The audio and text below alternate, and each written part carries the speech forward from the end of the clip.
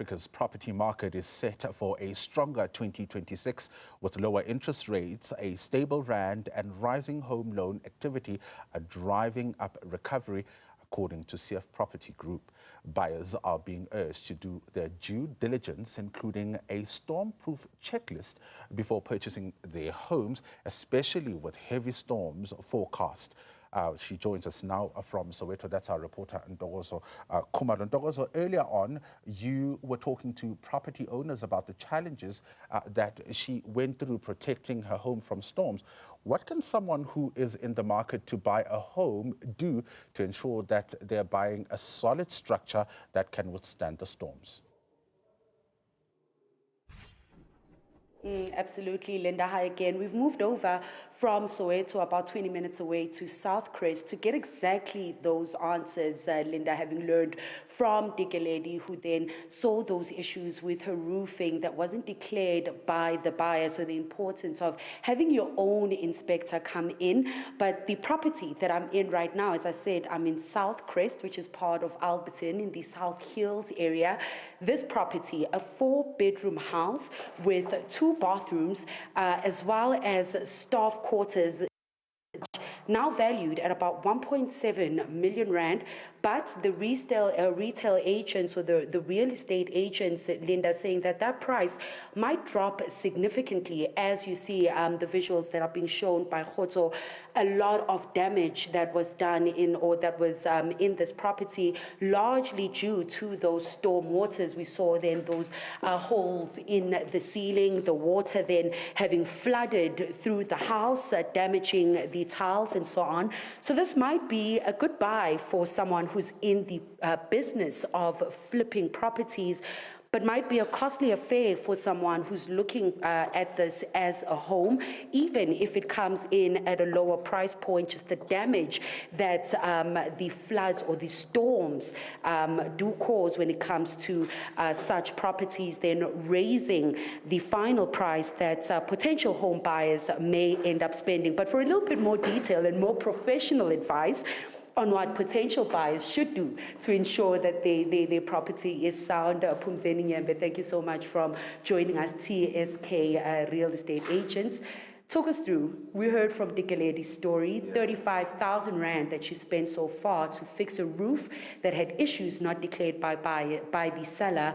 What should potential buyers then actually look out for when doing their due diligence before putting in an offer? Well, thank you very much, Ntokozo. Yeah, look, I'm happy you got a life story from Dikeledi. You know, what that tells you, us as realtors, our job is to make sure that we get the best potential buyer, and then the seller can be able to be happy with it. But at the end of the day, the due diligence, it also lies with the buyer himself.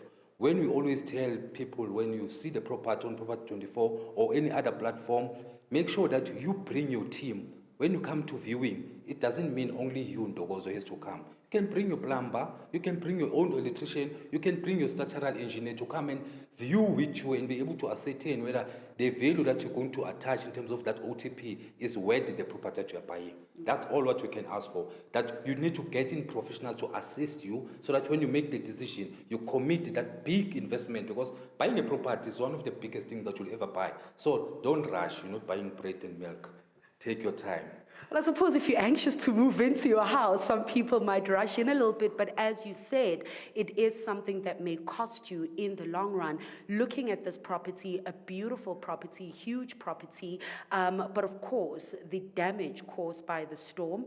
If someone chose to buy this, what kind of work do they need to then still do to also make sure that they are also then in compliance with the city and ensuring that the property is sound? You see, Ntokozo, us as realtors, when you get such a house that now is such damage, when you look at the value of 1.7 versus what the current situation of the state of the house, clearly there's no offer that you're going to get that is coming closer, even to 1.5, even to 1 million. So basically it becomes a buyer's market. Then you can't have someone who wants to 10 keys, I buy today, I come in and sit. This one, clearly someone has to work on it and properly make sure that it's still livable and it's safe going forward, because you don't want a situation where it collapses. So we always caution by PPRA that you make sure that you get the seller to disclose Are you aware of any defects on this house? You have to state any roof.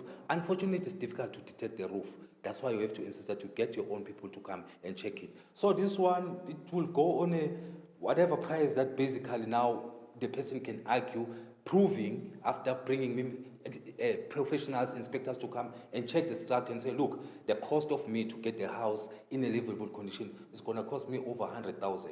And you look at the offer that I need to put, now we have to offset and discuss from there. So it's basically every day, the decision, it is best approach where you've got your professionals having given advice. They've looked at the structure, they look at the electrical compliance now with the rain, has it affected the compliance of that? And then you take it from there.